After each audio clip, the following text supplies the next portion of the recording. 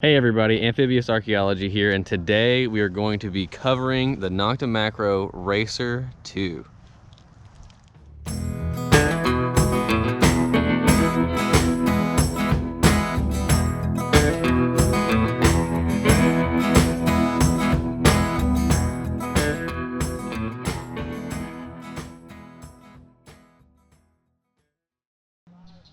Okay everybody, we're here with Marcus today, who's finally free from his hiatus, and we're going to cover the Nokta-Makro Racer 2. So he's going to walk us through start to finish how the machine works, how to get it up and going, and this should give you guys a different perspective on a different machine that you might consider when you get into detectoring. So yeah, go ahead, take it away. Yeah, and this is a fairly inexpensive machine. I mean, okay, you know, $425. Okay, so this is a dead mid-range machine. This is going to be perfect for if you guys are wanting to get into this and you want to spend a little bit more money to get a better quality machine, but you're not ready to make that big investment yet. Okay, so walk us through it. How would you get this set up on a day-to-day basis? Okay, when I hunt with this, I hunt it, and I'll turn it on. Okay, and you turn it on in the back here, right? Yep, right here. That's your volume switch. Okay. And your headphone plug here. I put this in so I can use my headphones when if they unpair, it doesn't hear a bunch of chatter. Okay, cool. And then that's a wireless headphone jack here. Okay. No, that's just an 1/8" jack. I just plug it in there to keep it from coming on when my headphones. I understand. So, and I hunt in two-tone. Okay. Because it seems to it gives you the iron tone, and it gives you the high tone for what you're really wanting to dig. Okay. So I keep it in two-tone. If I want to check it, I'll go over to deep. And deep really does go a lot deeper, but you have to sweep a lot slower. So if you get a little mixed up signal and you're in two-tone and you're not sure, swap to deep, and you'll get a little bit more clear signal on what it is. But I hunt in two-tone. Cool. Three-tone I don't care for it. Even with the max all the way up, it doesn't seem to get the depth that the two-tone does. Okay. And the beach mode, I don't even use beach mode. When I go down to the beach, I can't hunt the wet sand even in beach mode. Where we live, maybe some other places, but for the dry sand, I hunt in two-tone. Okay, cool. And it kills it in the dry sand. So that's another just an important distinction to make. I know a lot of people, when they talk about metal detecting, they don't necessarily think about relic hunting. So a lot of people think about a beach detector, and we've covered this before when we talked about the Equinox 800, but just so everyone's aware, like the Racer 2 is awesome if you're looking to hunt the dry sand, but anytime you move over to where that sand, the tide line and the sand starts to get wet, you're gonna run into issues because of the mineralization. Yeah, and it'll sound like you're hitting a target, and you get it'll lie to you a lot. Okay. So that kind of takes the fun out of it. But on the dry sand, medium wet, it's pretty darn good. Cool. Okay, so show us how you would. All right, so this is your machine right out of the box. What do you do after you turn it on to get it going? Okay, right now it's turned on. It's in two-tone, and this toggle down here. Yep. Okay. When you ground balance with this, you take your finger and you push it forward, and you pump your coil up and down until you get your ground balance. I wait till it beeps about 3 times, and then that's a pretty good ground balance. Okay, cool. And that same toggle switch also is your pinpoint. When you go the opposite direction? Yeah, you pull it back. Cool. I like this. Pull it back, and when you pull it back and you go across, then you can pinpoint with it. Okay. So this is ready to go. You're already set. Ready to hunt. Yep. Awesome. Okay, so let's walk around a little bit and let's show everybody what it would sound like. I'd like to show the pinpoint, and then afterwards we have a few digs with the Racer 2 just to give you guys an idea of how it works. Okay, let's see if we can pull out of the ground. Get it all balanced.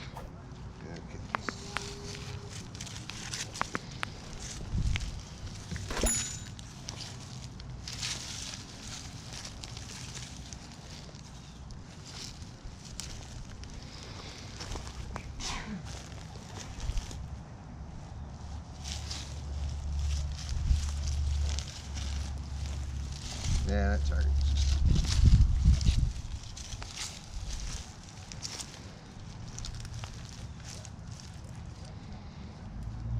Yeah, there's a good one. Look at that. Oh, that is a good one. Okay, so your average is looking to me like it was in the high 80s, low 90s. Right here. So you press the button forward. No, sorry, backwards. You pull it back. Yep. Uh-huh. You want me to let them hear it? No, you'd like to, sure. Yeah. So when you pull it back,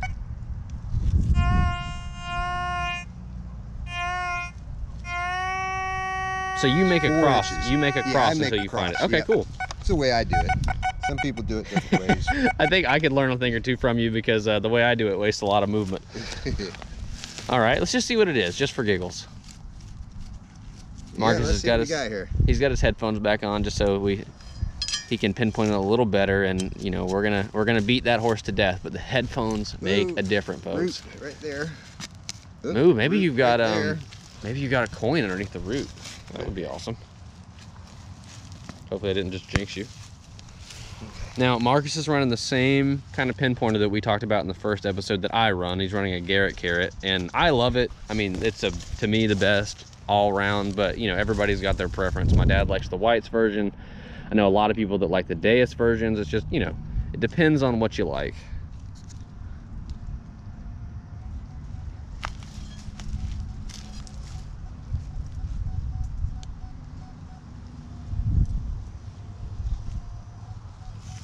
I got it moved over to the side.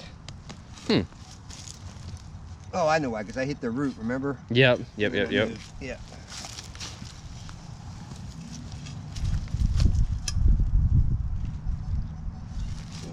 You got it in the plug? See if we can find it with the pinpointer. All right. So now, does your pinpointer sync to your headphones? No. Okay. I have mine set on vibration mode. I don't blame you, because, oh Lord, it gets loud.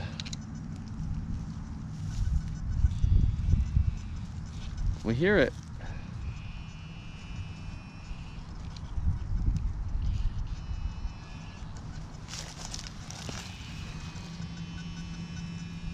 All right. Here we go.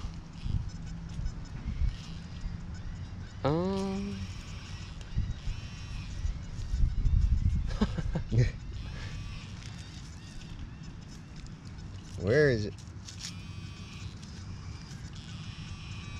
Okay, so you've got what looks like a nail head. Yep. But to me, what's impressive is that was underneath a root about 4 inches down, and you know, even though this is one of the mid-range machines we're talking about, you're still able to pull that out of the ground with your Racer 2. Without any problem. Yeah, so I mean, you're talking small pieces of silver, you know, any kind of small pieces of gold. This machine can do it if it can pick up something that small, that far down, and under that kind of obstruction. And when a nail is in the ground so long, Mm-hmm. I don't care what kind of detector you have, it puts off a halo around it. Yep. And it gives you a good signal. I mean, you can try to use Yes. your iron audio on it, and you know, you're not going to hear it. Yeah, seldom can you tell the difference. Yeah, and sometimes once you break the plug open, if you go over it with your detector, you know, you can hear the iron, and then you just put it back in. But usually we like to go ahead and figure out what it is. Dig it anyway, and get it out of the ground too. Don't be afraid to get it out, even if if you're not certain, or if you think it's iron, get it out of the ground, get it out of your way, because it could be masking a better signal with that halo. Especially if it's a place that you want to come back and continue to hunt, because different detectors will detect better on different days. I don't know if it's the static in the air or what, but some days I'll use my AT Pro, some days I'll use my Simplex on the same properties and find things. And that's why it's good that if you got a team, or you got a group, or you got some friends that you want to go with, if you guys are running different machines, you can cover the same areas and find completely different stuff. Yeah, and go right up behind each other and find things. Yeah. All right, everybody, we're gonna go ahead and swap over to some more footage that we've got of Marcus using the Racer 2. Hopefully you guys enjoy that, and we'll see you soon. You getting a signal? Yep. All right. I got it on deep mode. Okay, so this is the deep mode that you talked about earlier, right? Getting Ooh, that's a good signal. jumping around, but deep mode, it seems to jump around. Mm-hmm.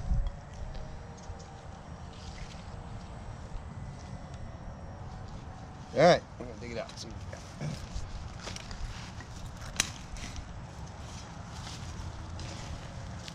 It says it's only 4 inches. Oops.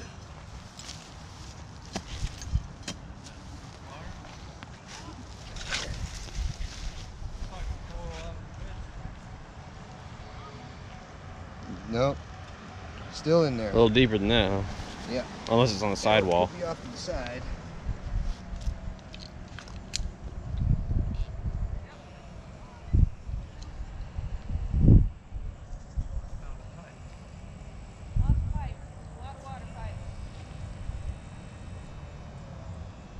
Ooh. What we got?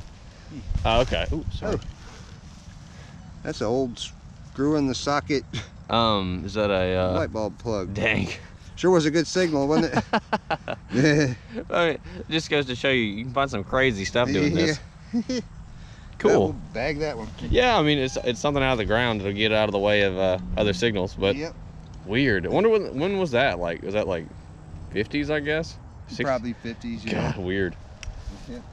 So it was a screw-in socket. It goes in where the light bulb goes, and Oh you god. can plug a Yeah, that doesn't sound dangerous at all. Yeah. Super dangerous. I guess it worked. Whatever. Yeah. They did what they had to do. Till a bunch of houses burned down, then they figured it out. Golly.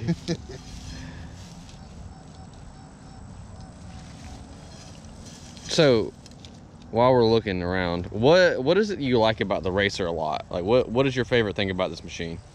I like it because the tone that it gives you is, I mean, dead on.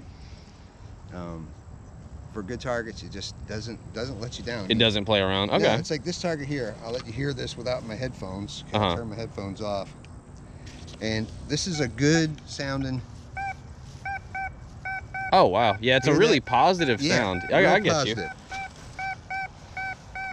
And it even sounds better through the It reminds me a lot, honestly, of my Garrett. That like when you know you got a good signal, it is right there, solid. Yeah. Okay. Yeah, I like the AT Pro too. Yeah. But this right here, I believe the AT Pro is 15 kilohertz, and this is definitely 14 kilohertz. Okay. And you know, by what they say, you know, 14 kilohertz actually reaches a little deeper. The lower the number, the deeper it goes. So the AT Pro is 15 kilohertz. This is 14 kilohertz. So that's why I believe this one gets a little bit more depth. Okay. It could be in my mind, but I don't think so. Now, is that the stock coil for the Racer? It's a stock coil, yeah. Interesting. So that reminds me a lot of the Garrett, like their smaller coil, the one that's supposed to be better at pinpointing. Yeah. But I mean, you know, you seem to enjoy this one a lot. This coil, it's narrow. I can get in through bushes and stuff, and it separates real good. Cool. Yeah, so I like this coil. I just like this detector. I broke my screen with a shovel, but that's not under warranty, but that's okay. Well, as long as it's still working right. Yeah. Let's see what you got here. Yeah, let's see what we got here. Re-pinpoint it. Now, for a little bit of house cleaning while Marcus is getting the signal out of the way, we will be uploading a video next week. I know it's Thanksgiving. We're gonna have hopefully something special for you guys. We're really enjoying these how-to videos because we're hoping to help a lot of new detectorists get into it and at least get an idea of a machine before they go out and make an investment, because it is an investment. Time, money, there's a lot going into this. Oh, Marcus, you know what that is, right? Yeah. It's a pocket watch. That's a pocket watch face. It's a face of a pocket watch. I'll be darned. Oh, careful, you got ants in there. Here, let me grab that real quick before you get ate alive. I wonder if the rest of it's in there. Double check. A Westclock's pocket bin. That is so cool. That's it. Yeah, that's awesome. Yeah. Check them out. I wish it was whole, but I mean, it's still, I can't believe you can read the numbers. Yeah, that's pretty cool. It's a Rolex. That's still cool. I mean, shoot. Oh yeah. But I mean, that's what's so fun about this hobby, is that you literally don't know what you're gonna find. I mean, you can get a good idea. Over the years, you get a feel for what the signals are gonna be. You get to know your machine. Like Marcus runs a few different machines, and he seems very comfortable with all of them. But you get comfortable with the ones that you use, and even though that was a what we would call a good signal, you don't know what it's gonna be. You know. Yeah. And it was a solid signal. You know, and it was a pocket watch face. Yeah. You know. Yep. All right, let's see if we get another one. That was cool. Oh, and I wanted to tell them too, is that when I hunt in grass like this, you know, like you're losing a good couple of inches, not being able to get down to the ground. So I hunt in deep mode, see, we're gonna show you all how to get into these places, into this setup later, but Marcus is running in deep mode right this second. You got to go a little slower, but you get deeper, and you can get, this grass doesn't affect you as bad. Okay. But the recovery speed is slower, so you have to go slower. Yeah, I personally like to hunt with a slower recovery speed as is. Yeah. I like to slow down, and you know, I may not cover as much ground as the next guy, but I know for a fact that the ground I have covered, I've at least gotten. Yeah, exactly. Yeah. We are very happy to have Marcus back in the fray for a little while. Another good one? Yeah. I mean, we got solid 63. Okay. So for your machine, what would a 63 typically be? This could be an Indian head penny. Okay. That would be awesome.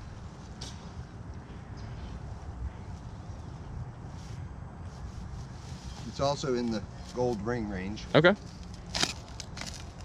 But there again, we could always be let down. And like he says, like we always say, you never know until you get out. Exactly. I mean, you know, it is. We can guess and guess and guess.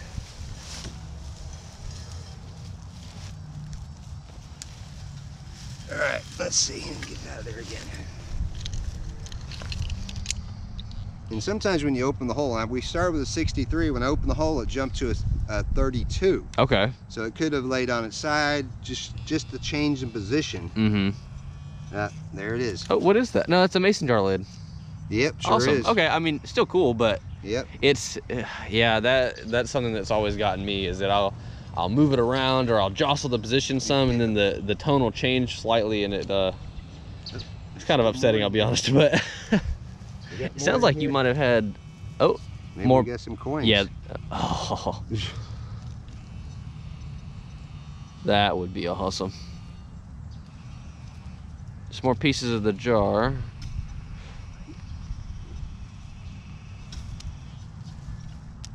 Then of course, if somebody's gonna find a mason jar full, it's gonna be you.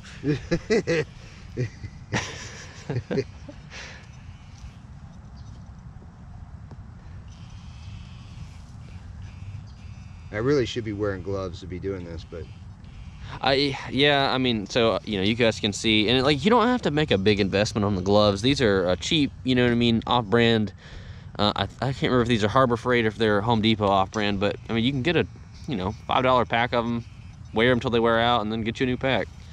I don't like super bulky gloves myself, so I would definitely recommend getting the, you know, the thin little cheap ones, just thick enough to not get poked by something. yeah.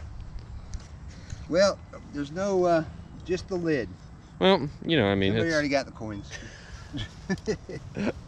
They weren't that generous today, were they? Yeah.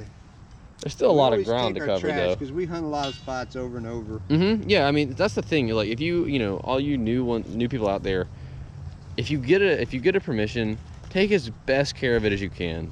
Clean up your holes, make everything look at least, you know, good, as if not better than it was when you first started. Because if you keep that relationship with the landowner or the homeowner, they're gonna appreciate what you do, even if you find really cool stuff, because you're getting trash out of their yard. And you can keep coming back and back. Yeah. And then honestly, for me, like, some of the better hunts are 2 and 3 hunts in, once you've gotten a lot of that surface garbage out. Yep. We are multitasking today. Everybody's hunting and. You find anything? Marcus found a pocket watch face. That was weird. Huh. What about you? Anything crazy? No. I got that. I think it's a compact. It's a it's copper, right? What? It's copper, and it's got a glass insert on the inside. So it's weird. I'll show you later.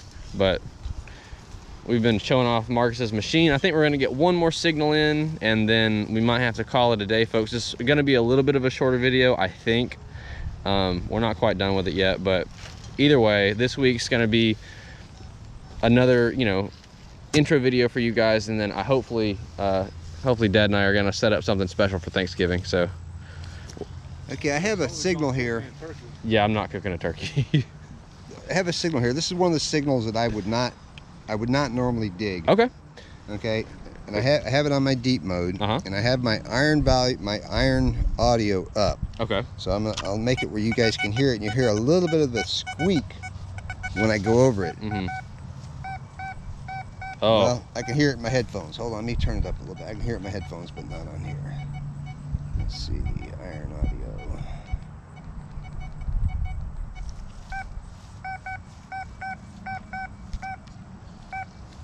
So Well, this is I'm not hearing it through here. So you wouldn't typically dig this signal. Can Well, you tell us why? well, with my headphones on, I'm hearing a scratching like a iron signal, but I'm Okay. not hearing it through here. So I think we will dig it. Okay, so and see what it we is. definitely recommend everyone that if you're going to get into this, and if you have the ability and the funds to do it, get a set or get a detector that you can use headphones with.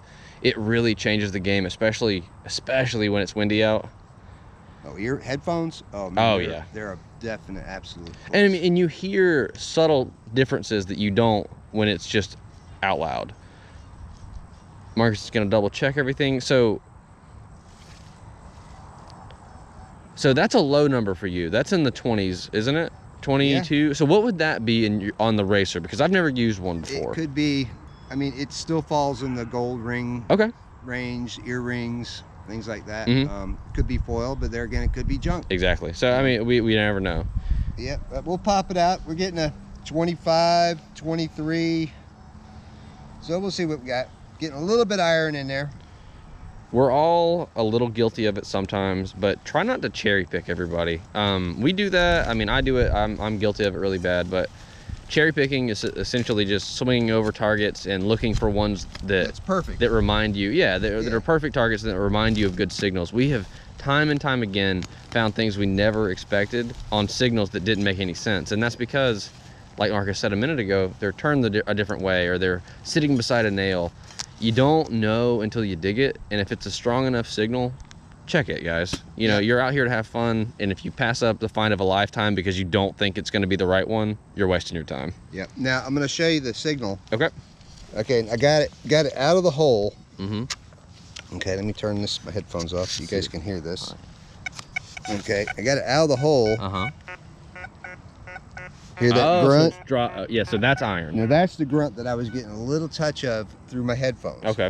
So that's definitely iron, but it could be something cool iron. Yeah. So we'll see what it is. Yeah, we found, Dad and I found an iron axe head, a toy axe head the other day, and that was so cool. You paused? Mm-mm.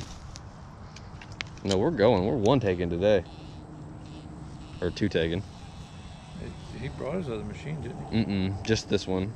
Silly. That's what I said. It's okay. We will do we'll do another video on the Simplex sometime in the future. Or sorry. It wasn't iron there. That was aluminum, but that shouldn't have been given the iron grunt. Okay. You want to double check the hole? Make sure that's it.